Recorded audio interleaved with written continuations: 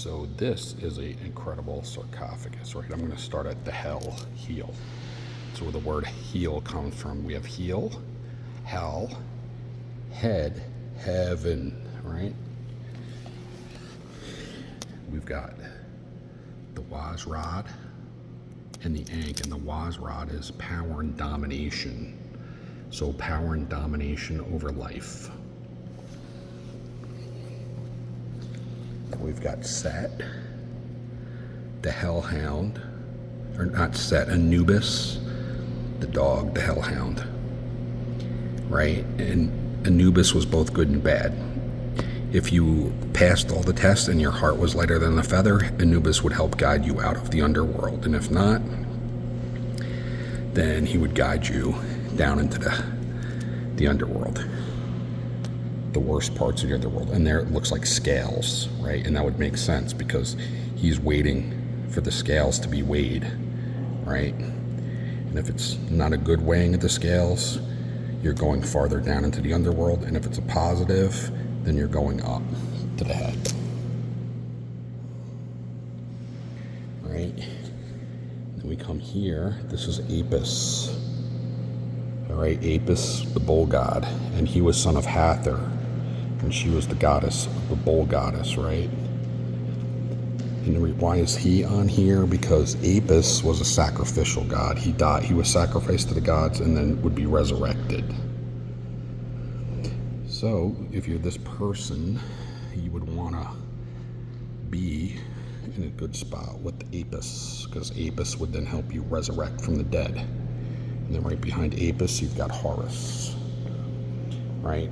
Horus is Jesus in the Christian religion. Horus rose from the dead, right? It's where the word hours comes from. You just take the U, put it before the R, between the O and the R, and you have hours, hours of the day. And Set, his uncle who murdered his father Osiris, is setting sun. So during the day, Horus rules, and at night, his uncle Set rules when the sun sets. So if you have the name Seth, you are named after a god of the underworld. And here we have Anubis, right? And apparently, by this point, the person's being recognized as being faithful to the gods, right?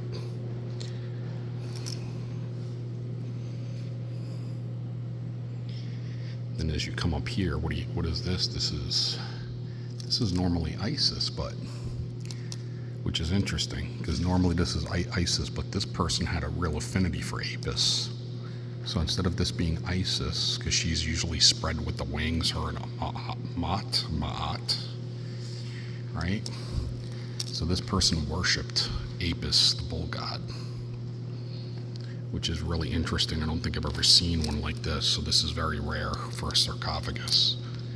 I've never seen one like that. They're either Horus or the Scarab or Isis. So I've never seen it like that, which is really interesting.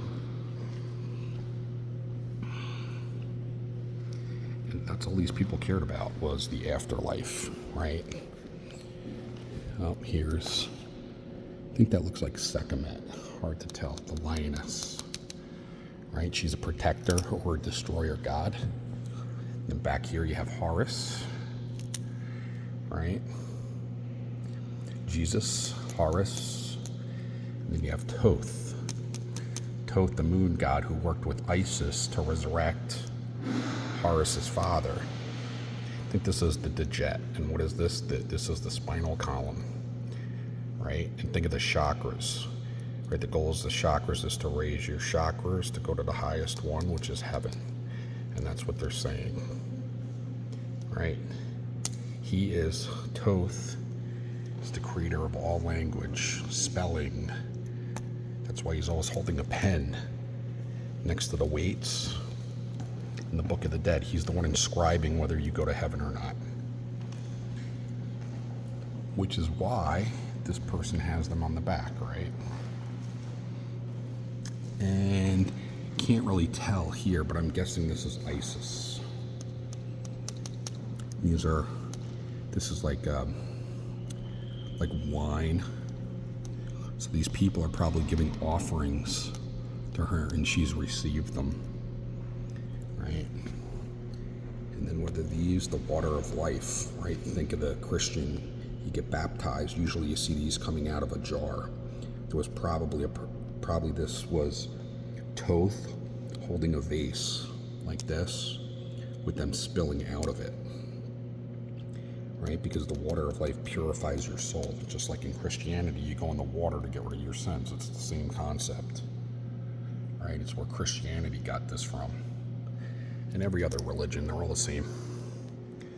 All the religions borrowed from ones in the past. It doesn't matter what religion they are. The truth is truth, and every civilization, no matter how far back we go, have similar stories. So what does that mean? Well, to me, it means that either over a long period of time, the universe brings forth a being who actually has these powers, right? So every couple thousand years, you get a new Christ born, you get a new Horus, and they have the physical manifestations of God, right? And they really can do the things that that are attributed to them. Or there's stories that go back to a time way back to our past when it actually was true to a single being, and people through recorded history have just heard it and continually passed it down as their religion. And which one would it be? Boy, who knows? But if you could answer that question, it would be pretty fascinating, I think. Your Egyptian headrest, right? This is Isis. She's got the seat, the chair. Remember, you see that it symbolizes she's a goddess. And this one, I'm not sure. It might be her, or it might be the person who's trying to emulate her, right? This person is trying to say, like, hey, I worshipped Isis, therefore I become Isis in the underworld. I'm with her. And this is the Eye of Ra. Not the Eye of Ra, the Eye of Horus, I believe. It's hard to tell because there's subtle differences, but I would imagine that's what it is, because you've got Isis here. And that was a headrest. That would have been over the mummification, right? Same thing with this. When you open the sarcophagus, this is what you would have found. You would have pulled this off, and then you would have had the wrappings and body. The mummified body. And just look at this stuff. I mean, it is just incredible. This is 1st century, so it's 2,000 years old. And this is Roman period, so this might have been a Roman citizen. There were lots of Romans and Greeks who lived in Egypt because of the influence that the Egyptians had on everybody. The Greeks and the Romans were just absolutely enamored by the Egyptians. They loved everything about their culture. They emulated their religion. They took the best parts of their society and made it theirs, Of course, that didn't keep them from dominating them, right? Like, the Romans had no problem dominating over the Egyptians, right? A gold wreath. Look at that. And this is from George Pratt of the Pratt Museum, right? So he probably bought this in Europe and then donated it to the museum. But my God, this is like almost 2,000 years old, and look at it. It's right about 2,000 years old. It is just spectacular.